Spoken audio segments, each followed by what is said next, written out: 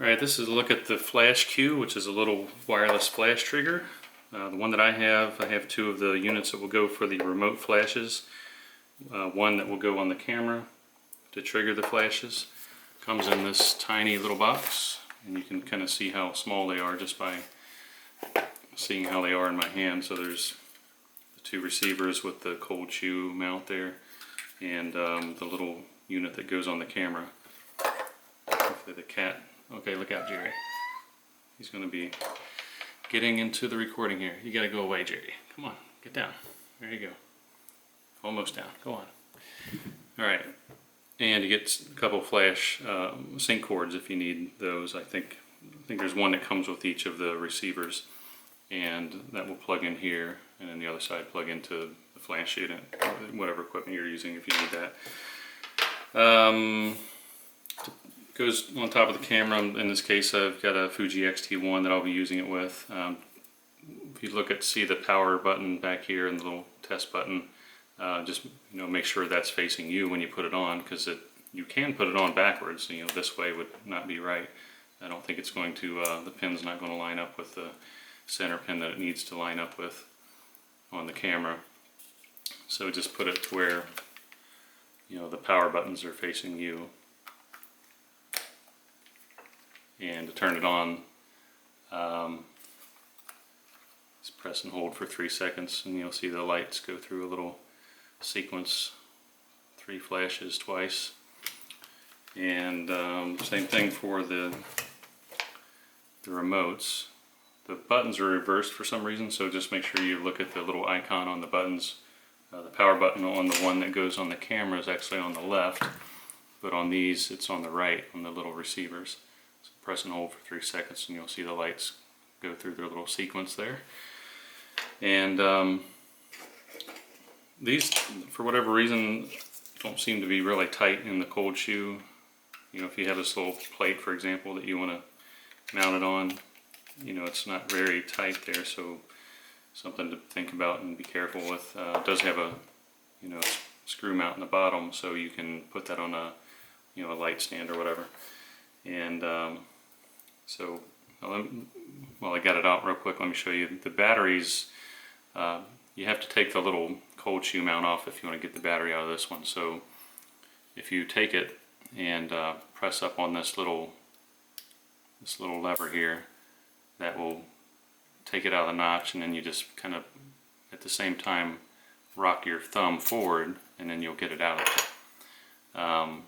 And then the battery is under this little cover here. You can take your thumb and pop that out. It takes one CR2032 battery.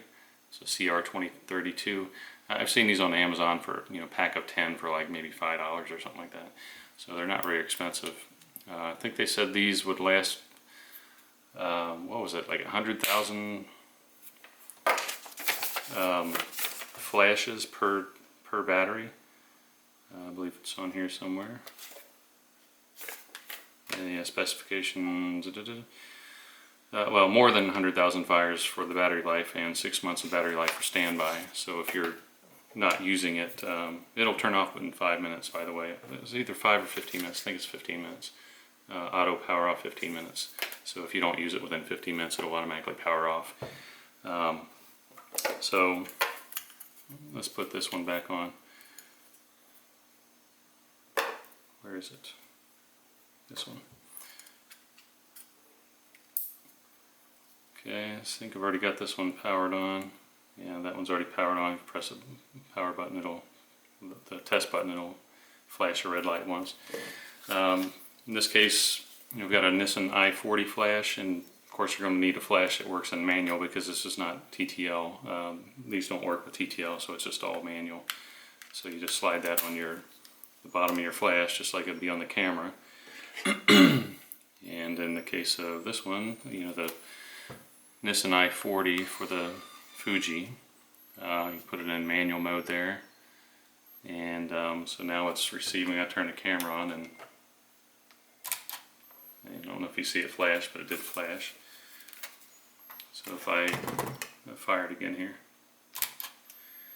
So you can take this about 30 feet away from the camera. It's a short range. It's not a a really powerful unit. Of course, you can tell by just how small it is, it's not going to be really super powerful, but would be, you know, really nice for just some fun, creative use, and even, you know, more serious use if you just got it in the same room. You know, a relatively small, I wouldn't say small room, but, you know, just average size room depending on where you're working. You know, you can hand hold it, you know, just to keep the camera or the flash off camera for some creative effect. And there's a little video that the actual manufacturer had recorded that shows some examples of, you know, some fun ways to use it, and I'll post a link to that down below.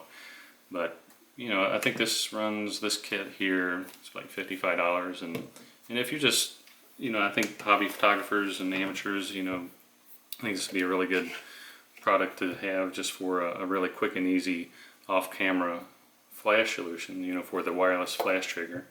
You've just got this little device that goes on top of your camera, and